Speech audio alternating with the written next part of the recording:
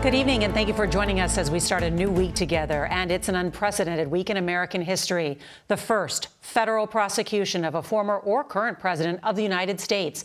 Donald Trump arrived in Miami late this afternoon ahead of his arraignment tomorrow after being charged with mishandling classified documents and obstructing justice. Sources close to Trump's legal team tell CBS News they expect him to plead not guilty. Security is tight between Secret Service protecting Trump and federal, state, and local law enforcement officials on alert for protests. Some crowd estimates are in the thousands. We have team coverage of the indictment and a look at the highly classified documents Trump is accused of taking from the White House. CBS's Robert Costa is going to start us off from Miami. Good evening, Robert. Good evening, Nora. The former president is huddling with his attorneys tonight in Florida. Sources say when he arrives at the courthouse tomorrow, he will plead not guilty. They also say that Trump's legal strategy at this time is directed by him and comes down to one phrase: fight everything. The former president arrived in Florida this afternoon, preparing for his second arraignment in 3 months. Police have ramped up security outside the Miami courthouse where he'll be processed. Trump and his allies have called for protests, and former Arizona gubernatorial candidate Kari Lake issued a veiled warning. If you want to get to President Trump, you're going to have to go through me, and you're going to have to go through 75 million Americans just like me. And I'm going to tell you, most of us are card-carrying members of the NRA. Law enforcement sources say they're monitoring plans for pro-Trump rallies, including one that may be organized by the Proud Boys. And violent online rhetoric has surged since the indictment.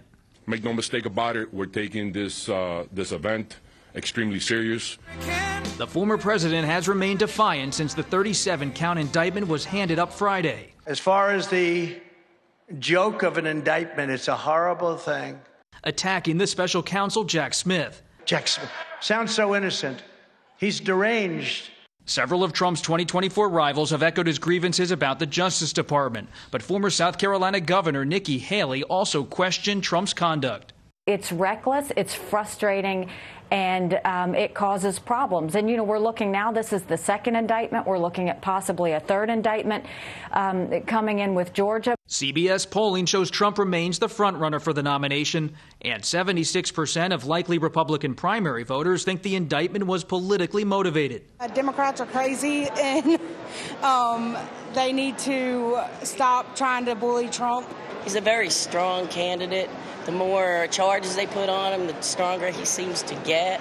But Trump's former Attorney General Bill Barr said the charges laid out in the indictment are very serious and could put Trump in legal jeopardy. If even half of it is true, then he's toast. I mean, it's a very detailed indictment, and it's very, very damning.